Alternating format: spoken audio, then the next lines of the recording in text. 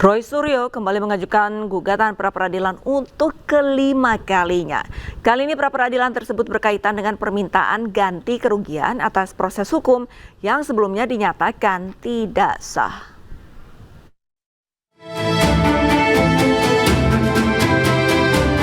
Tersangka kasus tudingan ijazah palsu Presiden ke-7 RI Joko Widodo, Roy Suryo kembali mengajukan gugatan pra-peradilan terkait permohonan ganti kerugian. Dalam pra-peradilan jilid kelima ini, Roy menarik Kementerian Keuangan sebagai pihak termohon. Roy mengatakan permohonan pra-peradilan tersebut telah didaftarkan ke Pengadilan Negeri Jakarta Selatan. Namun ia belum mengetahui jadwal persidangan karena perkara tersebut baru saja didaftarkan. Pra-peradilan kelima tersebut tak lepas dari hasil putusan pra-peradilan jilid 3 tentang ganti kerugian, yang mana hakim menyebut pra-peradilan tersebut tidak diterima karena tidak adanya pihak Kementerian Keuangan sebagai pihak termohon. Pra-ped kelima sudah kita daftarkan. Sudah kita daftarkan. Apakah akan tetap berlangsung atau tidak? Tunggu tanggal mainnya, jadwal sidangnya. Ya, itu. Pra-ped kelima itu adalah tentang permintaan dari hakim sendiri. Hakim kan mengatakan kurang pihak waktu itu. Kita tambahkan. Nah, kalau kurang kita tambahi. Waktu itu ganti rugi kan? Ganti rugi pra-ped ketiga itu amanah dari pra-ped pertama. Pra-ped pertama kita disuruh membuat ganti rugi. Oke, kita buat di pra-ped ketiga. Pra-ped ketiga ditambahkan pihak. Oke, kita tambahkan di pra-ped kelima. Jadi kalau ini ditolak, ya lucu juga. Ya, dia yang minta, kau yang memulai, kau yang mengakhiri. Oke, ya, satu, ya hanya cukup satu. Roy Suryo pun menegaskan pengajuan gugatan pra-peradilan jilid 5 ini tidak untuk memperlambat persidangan pokok perkara dugaan fitnah dan pencemaran nama baik terkait tudingan ijazah palsu Jokowi yang akan digelar di Pengadilan Negeri Jakarta Timur. Dari Jakarta, tim liputan iNews melaporkan. Dr. Tifa menegaskan akan mengajukan pra-peradilan kedua usai hakim menolak pra-peradilannya. Dr. Tifa menilai dirinya terancam tersandra status terdakwa dalam waktu yang lama di persidangan pokok perkara.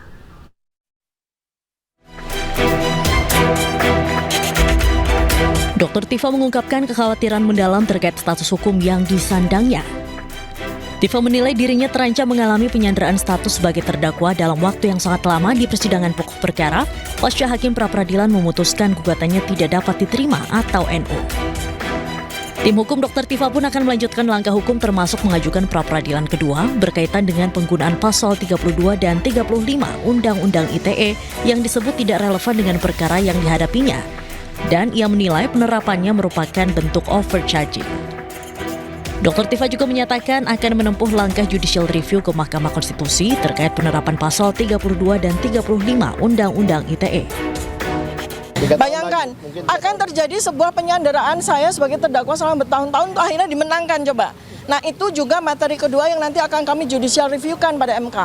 Ya, jadi kita akan terus berjalan secara paralel demi untuk tegaknya keadilan dan kebenaran di bumi Indonesia tercinta ini. Ya, jadi itu perjuangan bukan karena kami ingin mengulur-ngulur. Jadi intinya ketika pra-peradilan kami ditolak karena persoalan administratif, ya sudah. Kami mengajukan pra-peradilan kami yang kedua karena ada pasal selundupan 3235 yang harus diuji terlebih dahulu sebelum sidang pokok perkara. Ya, kalau kemudian dinyatakan diterima, alhamdulillah artinya 3235 tidak relevan untuk di pokok peradilan kan. Tetapi kalau kemudian ditolak, ya sudah kita akan maju, kita akan kita fight, akan kita pertarungkan akan kita melawan, akan kita terus melakukan perlawanan di sidang pokok perkara. Tifa pun menegaskan pihaknya siap melawan dakwaan jaksa dalam sidang pokok perkara di Pengadilan Negeri Jakarta Timur. Dari Jakarta, Salam Pulungan, Irian Syah Wahyudi, Fihir Fauzia, iNews melaporkan.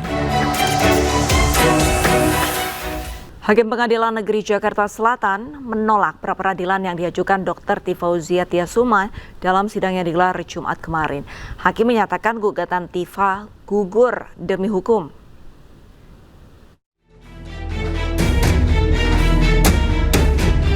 Hakim Tunggal Pengadilan Negeri Jakarta Selatan, Sulistyo Muhammad menyatakan, seharusnya Dr. Tifa melakukan perlawanan atas pelimpahan kembali dakwaan kasus ijazah palsu Presiden ke-7 Joko Widodo.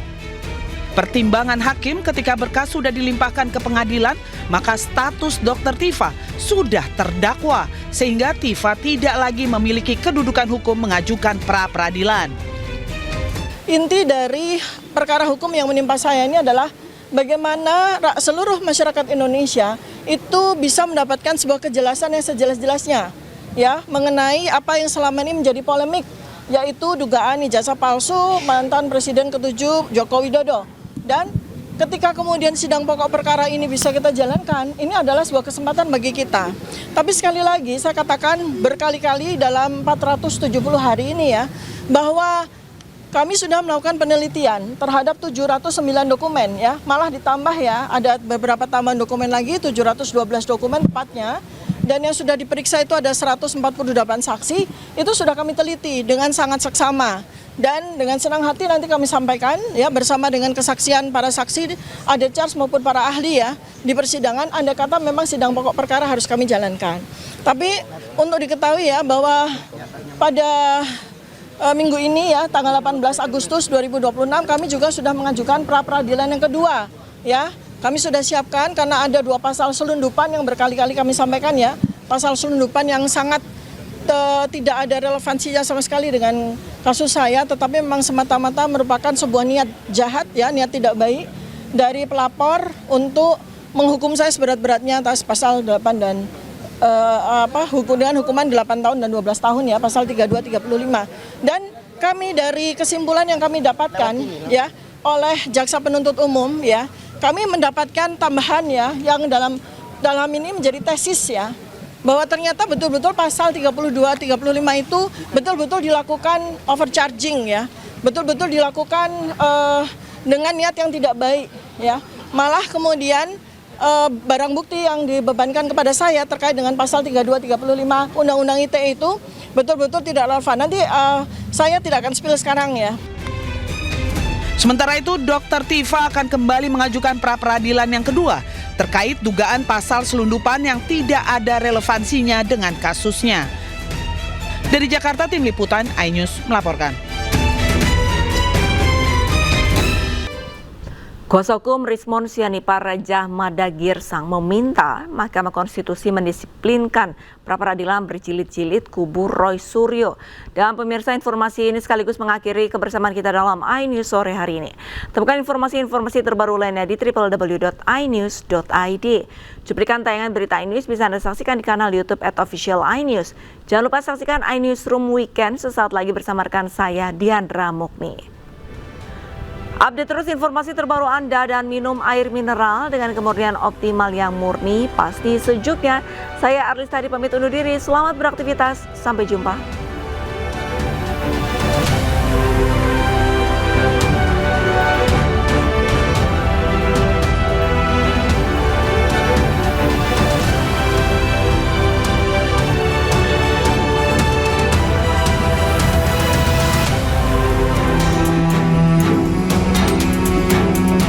Ahli digital forensik Rismon Sianipar bersama kuasa hukumnya Jahmada Girsang mendatangi gedung Mahkamah Konstitusi mengajukan gugatan uji material terhadap ketentuan pra-peradilan yang diatur dalam Kitab Undang-Undang Hukum Acara Pidana Nomor 20 Tahun 2025. Jahmada Girsang menilai pengajuan pra-peradilan secara berulang oleh Roy Suryo dalam perkara ijazah Presiden ke-7 Republik Indonesia Joko Widodo menjadi salah satu alasan diajukannya gugatan tersebut.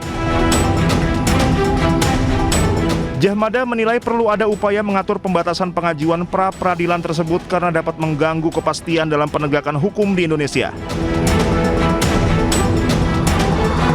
Nah, untuk itulah kami datang mengadukan bahasa itunya dan mengajukan permohonan kepada Mahkamah Konstitusi agar mau menyidangkan, memeriksa permohonan kami untuk menertibkan atau meluruskan proses pra-peradilan yang ada di KUHP pasal 158 huruf A dan pasal 89 KUHP.